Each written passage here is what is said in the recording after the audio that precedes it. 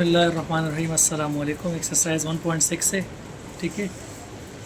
इसमें देखिए हमारे पास पहले पार्ट में 8 सवाल हैं और ये सारे सवाल ना फार्मूले से होंगे, ठीक है। जहाँ बीच में प्लस है वहाँ प्लस वाला फार्मूला लगेगा, जहाँ माइनस है वहाँ माइनस वाला फार्मूला यूज़ होगा, जहाँ मल्टीप्लाई है वहाँ मल्टीप्लाई वाला, और जहाँ डिवाइड है वहाँ डिवाइड वाला फार्मूला यूज़ होगा। टोटल 8 सवाल हैं। हम एक प्लस का बना देते, एक माइनस का, एक मल्टीप्लाई का, एक डिवाइड का, और 4 सवाल फिर आप ख़ुद बना लेंगे। बहुत आसान है, ठीक है। तो ये देखिए ये हमारे पास फार्मूला है।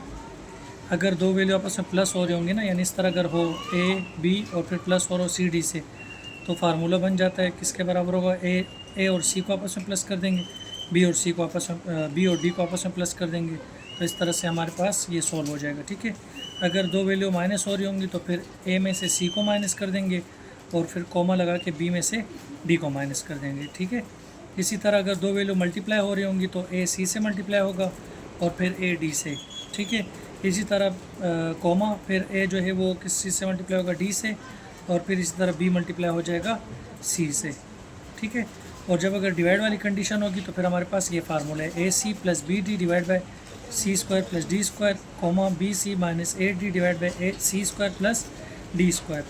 प्लस का सवाल अगर आएगा तो ये फार्मूला लगाएंगे, माइनस का आएगा तो ये वाला, मल्टीप्लाई का ये वाला, और डिवाइड में ये वाला यूज़ करेंगे। बिल्कुल आसानी से और काम हो जाएगा हमारा, ठीक है। मुश्किल कुछ भी नहीं है, ये एक्सरसाइज बहुत आसान है, ठीक है।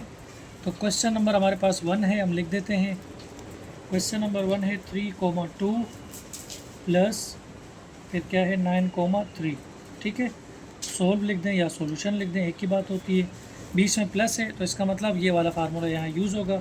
तो हम लिख देते हैं फार्मूला क्या है मेरे पास, ए बी अगर प्लस हो रहा हो किस में, सी डी में, तो वो किसके बराबर होता है, ए plus C comma B plus D के, ठीक है। तो हमारे पास देखें बिल्कुल सेम यही कंडीशन है ना, ए मतलब मेरे पास 3 है और बी मेरे पास क्या है 2, बीच में प्लस है, सी मेरे पास 9 है, कोमा डी मेरे पास क्या है 3 है, ठीक है। तो ए मेरे पास क्या है 3 प्लस सी मेरे पास क्या है 9, कोमा बी मेरे पास क्या है 2 प्लस और डी मेरे पास क्या है 3 है, ठीक है। इक्वल 9 और 3 कितना होता है 12, 2 और 3 कितना होता है हमारे पास 5। तो फाइनली ये मेरे पास आ गया क्वेश्चन नंबर 1 का आंसर। हम आंसर भी चेक कर लेते हैं, 1.6 है, 1.6 है, और क्वेश्चन नंबर क्या है हमारे पास 1.6 का क्वेश्चन नंबर 1 है। देखें 12.5, तो हमारे पास यही आंसर आ रहा है, ठीक है। इसका मतलब हमने बिल्कुल सही से सॉल्व कर लिया, ठीक है। एक हमने प्लस का सवाल सॉल्व कर लिया, अब हम एक इसका माइनस का सवाल सॉल्व करेंगे, ठीक है। ये वाला सवाल भी आप इस तरह से सॉल्व करेंगे कि ये 3/2 ए है, 2/3 बी है, 2/3 सी है, और यहाँ से 3/2 जो है वो डी है। फार्मूला आपको पता है, फार्मूले में वैल्यू पुट करेंगे तो इजीली सॉल्व हो जाएगा, ठीक है। अब दो सवाल है, माइनस का एक ये है और एक ये है, तो मैं ये वाला हल कर देता हूँ। इस तरह से आपको क्वेश्चन नंबर 2 भी हल करना आ जाएगा, ठीक है। तो क्वेश्चन नंबर 4 को हल कर रहे हैं, क्योंकि मैंने आपसे क्या कहा था, बहुत आसान है। हम एक प्लस का हम सॉल्व करेंगे, एक आपके लिए छोड़ देंगे, एक माइनस का हम कर देंगे, एक आपके लिए छोड़ देंगे, एक मल्टीप्लाई वाला हम कर देंगे, एक आपके लिए छोड़ देंगे, एक डिवाइड वाला हम सॉल्व कर देंगे और एक आपके लिए छोड़ देंगे। बहुत आसान है, आप आसानी से कर सकते हैं। तो देखें क्वेश्चन नंबर 4 मेरे पास क्या है, 4 divide by 5 comma 8 divide by 15, फिर minus 4 divide by 5 comma 6 divide by 10, ठीक है। ये हमारे पास सवाल था, इसको हमने लिख दिया अपने पास। अब हमें फार्मूला जो है वो पता है, दो वैल्यू आपस में क्या हो रहे हैं, डिवाइड हो रहे हैं, ठीक है। सोल्व लिख दें या सॉल्यूशन लिख दें, एक ही बात होती है, ठीक है। माइनस के लिए मेरे पास क्या फार्मूला, ये वाला। अगर मेरे पास क्या हो, ए बी हो और माइनस हो किस चीज़ से, सी डी से, तो वो किसके बराबर होगा, ए माइनस सी हो जाएगा, ठीक है, कोमा बीच में कोमा आएगा, ठीक है, और फिर क्या आएगा, बी माइनस डी आ जाएगा, ठीक है। तो ये हमारे पास क्या है, ये बीच में कोमा है, ठीक है। तो ये देखें ऐसी कंडीशन है हमारे पास, ए क्या है 4/5 कोमा बी है 8/15, बीच में माइनस है, सी हमारे पास क्या है 4/5 कोमा और डी है 6/10। तो फार्मूले में वैल्यू पुट कर देते हैं, ए मेरे पास क्या है 4/5, ठीक है, माइनस, और सी मेरे पास क्या है 4/5 कोमा, ये कोमा है, ठीक है, बी मेरे पास क्या है 8/15 और फिर माइनस डी मेरे पास क्या है 6/10, ठीक है। इसको सॉल्व कर देना है, बेस सेम हो, आप जानते हैं एक मरतबा लिखते हैं, ऊपर वाली वैल्यू भी वैसी आ जाएगी 4 - 4, ठीक है। कोमा, जब भी दो फ्रैक्शन प्लस या माइनस होते हैं तो डिनोमिनेटर का एलसीएम लेते हैं या फिर इनको आपस में मल्टीप्लाई करवाते हैं, फिर क्रॉस मल्टीप्लाई करवाते हैं। तो जो तरीका आपको आसान लगे, आपको एलसीएम वाला आसान लगता है आप उस तरीके से करें, आप इस तरह भी हल कर सकते हैं। देखिए 15 को 10 से मल्टीप्लाई करेंगे तो कितना हो जाएगा 150, 10 8 से मल्टीप्लाई होगा तो 80, माइनस का माइनस, 15 6 से मल्टीप्लाई होगा तो कितना हो जाएगा 15 6 के होता है 90, ठीक।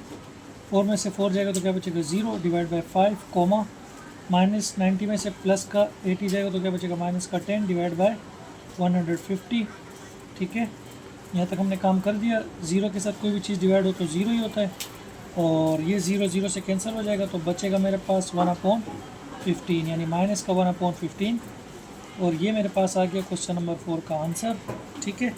और आंसर चेक कर लेते हैं 1.6 क्वेश्चन नंबर 4, 1.6 क्वेश्चन नंबर 4, 1.6 है और इसका क्वेश्चन नंबर है हमारे पास 4।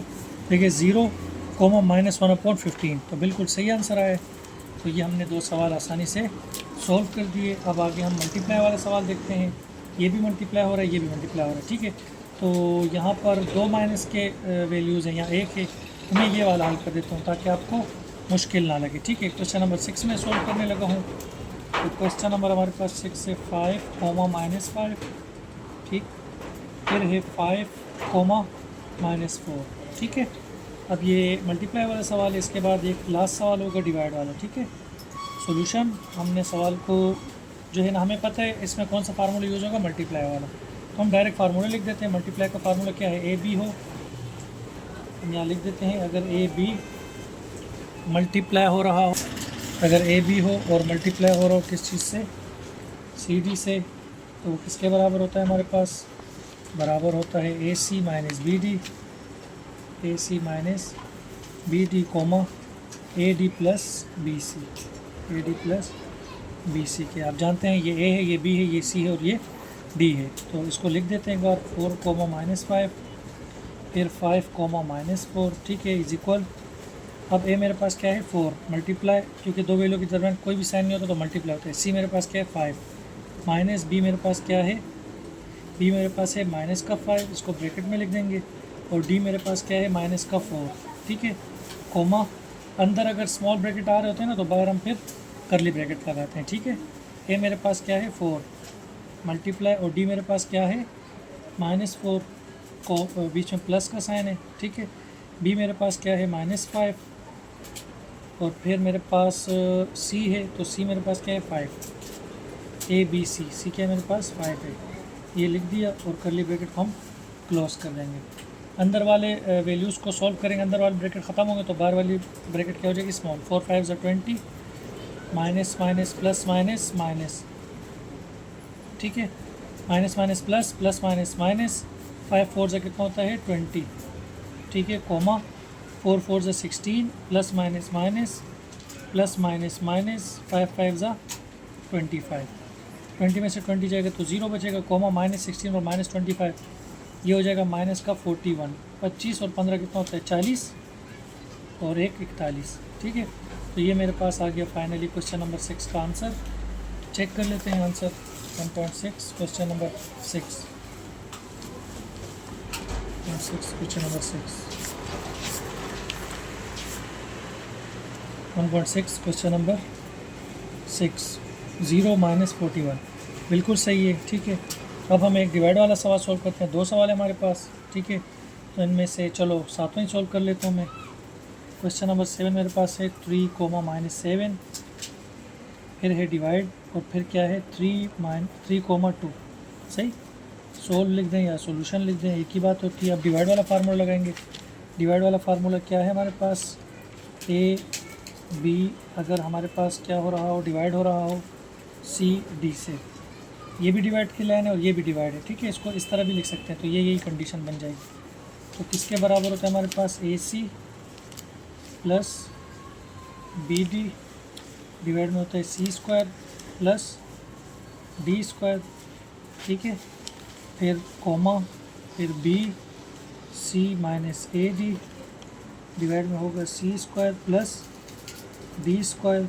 ठीक है, तो हमारे पास डिवाइड वाले ये फार्मूले बिल्कुल सिंपल सवाल है, बस फार्मूले लगाना है और वैल्यूज़ को पुट कर देना है। तो इसको भी इस कंडीशन में ले आते हैं 3 माइनस 7, यानी ये ए है ये बी है। ठीक है, फिर मेरे पास ये सी है और ये क्या है डी है। तो जहाँ ए है वहाँ ए, जहाँ बी है बी, और सी की जगह पे सी और डी की जगह पे डी की वैल्यू को पुट कर देते हैं। ठीक है, अंदर स्मॉल ब्रैकेट आएंगे तो बाहर हो जाएंगे कर्ली ब्रैकेट। ए मेरे पास क्या है 3 और सी मेरे पास क्या है बी सी मेरे पास 3 है प्लस बी मेरे पास क्या है माइनस का 7 और डी मेरे पास क्या है 2 है। ठीक है, ये लिख दिया हमने। सी मेरे पास क्या है 3 स्क्वायर आया फार्मूले से, प्लस आया फार्मूले से। डी मेरे पास 2 है और स्क्वायर आया फार्मूले से, कॉमा बी मेरे पास क्या है माइनस का 7। ठीक है, और सी मेरे पास क्या है 3, दोनों मल्टीप्लाई हो रहे हैं, माइनस ए मेरे पास 3 है और डी मेरे पास क्या है 2 है। डिवाइड में मेरे पास क्या है सी मेरे पास क्या है 3 स्क्वायर फार्मूले से आया, प्लस डी मेरे पास क्या है 2 स्क्वायर आया फार्मूले से। यहाँ तक मैंने काम कर लिया। ठीक है, उम्मीद करता हूँ कि समझ में अच्छी तरह से आ रहे होंगे। ठीक है सवाल, तो अब इसको सॉल्व कर देते हैं हम लोग। अंदर वाले ब्रैकेट जब सॉल्व होंगे तो बाहर वाले क्या हो जाएंगे स्मॉल। ठीक है, 3 3 ज़ा 9 प्लस माइनस माइनस 7 2 से कितना होता है 14। 3 का स्क्वायर लेंगे तो 9 आता है, प्लस 2 का स्क्वायर लेंगे तो 4, प्लस माइनस माइनस 7 3 से कितना होता है 21, माइनस 3 2 ज़ा 6, 3 का स्क्वायर 9 प्लस 2 का स्क्वायर 4। यहाँ तक हमने काम कर दिया। माइनस 14 में से प्लस का 9 जाएगा तो क्या बचेगा माइनस का 5। ठीक है, 9 10 11 12 13 14, तो यानी 5 बचेगा। 9 और 4 कितना हो जाता है 13, कॉमा माइनस 21 और माइनस 6 कितना हो जाएगा माइनस का 27। 9 और 4 कितना हो जाता है 13।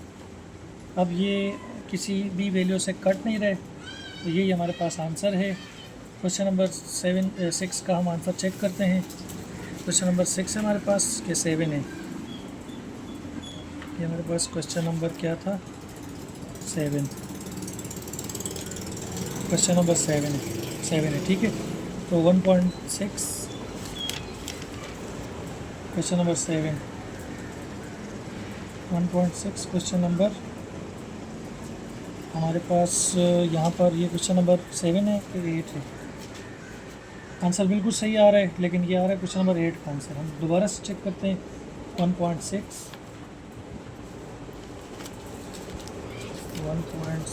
का क्वेश्चन नंबर क्या है, हमने 8 सॉल्व किए या हमने 7 सॉल्व किए, लेकिन बाय मिस्टेक ना बुक वालों ने 8 की जगह पे क्वेश्चन नंबर 7 का आंसर और 8 का आंसर बुक वालों से शायद आगे पीछे हो गए।